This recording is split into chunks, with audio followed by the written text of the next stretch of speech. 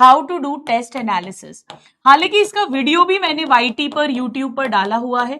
मैं हर साल आपके हर बैच में टेस्ट का एनालिसिस करना जरूर सिखाती हूँ।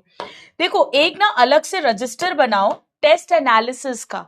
तो सपोज करो कि आपका जिस भी दिन टेस्ट हुआ है उसकी डेट डाली, और अगर पॉसिबल है तो उसका सिलेबस भी लिख लो। ठीक है, अब एक एक सब्जेक्ट का अपन एनालिसिस करेंगे। सपोज करो मैं पहले बॉटनी का एनालिसिस करने बैठी। सबसे पहले मैंने फर्स्ट क्वेश्चन देखा। अब या तो वो करेक्ट हुआ होगा, या तो वो रॉन्ग इनकरेक्ट हुआ होगा, और या तो वो आपने अटेम्प्ट ही नहीं किया होगा, नॉट अटेम्प्ट। जिस दिन आंसर की आएगी बेटा उसके बाद होगा टेस्ट एनालिसिस, तभी तो पता चलेगा। अब आप उस फर्स्ट क्वेश्चन पे ये देखो कि वो करेक्ट हुआ तो क्यों करेक्ट हुआ। मतलब क्या आपको आता था आंसर, आप कॉन्फिडेंट थे और आंसर सही था और करेक्ट हो गया, या आपको दो ऑप्शन में डाउट था लेकिन आपने एक चूज करा और आंसर करेक्ट हो गया, या आपको आता नहीं था पर आपने फ्लूक यानी तुक्का मारा और वो करेक्ट हो गया। फिर आप सेकंड क्वेश्चन पर गए, वो भी करेक्ट था, तो क्यों करेक्ट था वो आपने देख लिया। तो ऐसे करके यहाँ पे एक एक लाइन खींचते जाना, ऐसे ऐसे ऐसे करके एक एक लाइन खींचते जाना। ठीक है, डाउट में था तो यहाँ लाइन खींच देना, तुक्का था तो यहाँ लाइन खींच देना, अगला वाला कॉन्फिडेंस था तो यहाँ लाइन खींच देना।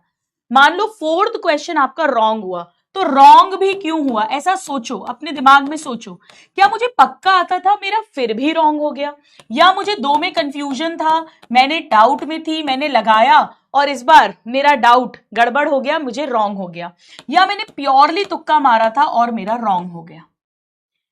तो इस पे भी लाइन खींचते जाना। तो सपोज करो कि मेरे 45 में से 32 करेक्ट थे सपोज, और मेरे 10 जो हैं वो इनकरेक्ट थे।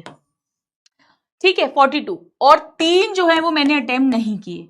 तो मान लो क्वेश्चन नंबर 5 पर मैं आई, मैंने अटेम्प्ट नहीं किया, तो वहां पर ये देखना मैंने क्यों नहीं अटेम्प्ट करा। क्या मुझे याद नहीं था, नॉट रिमेंबर, मैंने पढ़ा था याद नहीं आ रहा था, मुझे कॉन्फिडेंस नहीं आ रहा था, मुझे कंफर्म नहीं आ रहा था, इसलिए मैंने बजाय आंसर लगाने के नेगेटिव मार्किंग ना हो मैंने उसे छोड़ दिया, या मैंने पढ़ा ही नहीं था, नॉट स्टडी, या मुझे पढ़ाया ही नहीं गया था, नॉट इन सिलेबस, या मैंने नहीं पढ़ा था, आई डिड नॉट स्टडी। ठीक है, वो आप मार्क करते जाओगे। अब सपोज करो बेटा कि दो ऐसे थे जो आपको याद नहीं थे और एक ऐसा था जो आपने पढ़ा नहीं था इसलिए आपने छोड़ दिया।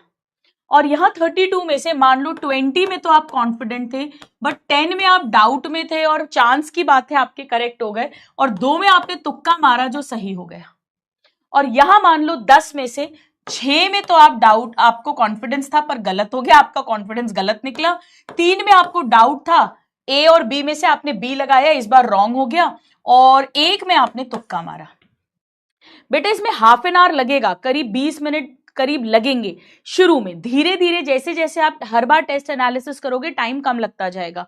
तो पहले से एक ये चार्ट बना लिया और हर क्वेश्चन पेंसिल से, फर्स्ट क्वेश्चन इस कैटेगरी में आ रहा है एक लाइन खींच दी, सेकंड क्वेश्चन इस कैटेगरी में आ रहा है एक लाइन खींच दी, तो ऐसे करके अपन एक मोटा मोटा निकाल लिया। अब मेरी बात ध्यान से सुनो, एक्चुअली आपको केवल ये आता है, एक्चुअली आपको केवल ये आता है। ये तुक्के तो आप, ये तो गलती से हो गए बेटा, ये तो इनकरेक्ट में जाके नेगेटिव मार्किंग भी करवा सकते हैं। तो एक्चुअली तो ये आता है, ये भी नहीं आता आपको बेटा, आपको ये भी नहीं आता, आपको ये सब कुछ भी नहीं आता। अब आप इसमें देखो, उस टॉपिक को दोबारा से पढ़ो। एक टेस्ट एनालिसिस में 3 to 4 आवर्स लगते हैं पूरे चारों सब्जेक्ट्स का टेस्ट एनालिसिस करने में एक टेस्ट के अंदर, but it is very important. उस टॉपिक को दोबारा पढ़ो, देखो डाउट था इसका मतलब या तो लर्न प्रॉपरली नहीं हुआ, या रिवीजन नहीं हुआ था तो याद नहीं आ रहा था, कहीं पे कैलकुलेशन मिस्टेक के कारण भी गलत हो सकता है, तो वो सब ठीक करना है। हाँ, ये आप कॉन्फिडेंट थे, ये बढ़िया है। अच्छा, ये भी आपने अच्छा काम किया बेटा, ये भी आपने अच्छा काम किया है, ये वाला कि आपने पढ़ा नहीं था तो एटलीस्ट आपने तुक्का नहीं मारा। हो सकता है आप सोच रहे थे बी लगा दूं, बाद में बी ही आंसर निकला, आपको लग रहा है क्यों गुरु माँ की बात मानी, नहीं लगाना चाहिए था। बेटा आप ये मानकर चलो कि नीट के एग्जाम के दिन सबसे बुरी किस्मत होगी और उसमें हमें सिलेक्ट होना है, तो बजाय कि तुक्का मारो, अगर एक कैलकुलेटेड है 50-50 तो भी आंसर लगा दो। 55% ए लग रहा है, 45% बी लग रहा है, तो मैंने ए लगा दिया। बट अगर बिल्कुल नहीं आता है तो ऐसे वो हाथ रखकर आंख यूं कर कर क्या आ रहा है और तुक्का मारने की आदत मत बनाओ, ये लत होती है, ये सबसे ज्यादा नेगेटिव मार्किंग करवाती है। और सबसे ज्यादा जो सिलेक्शन रुकता है वो नेगेटिव मार्किंग ज्यादा होने के कारण रुकता है, ये बात ध्यान से सुनिएगा। नाउ ये आपको याद नहीं था, इसको भी आपको अच्छे से याद करना है।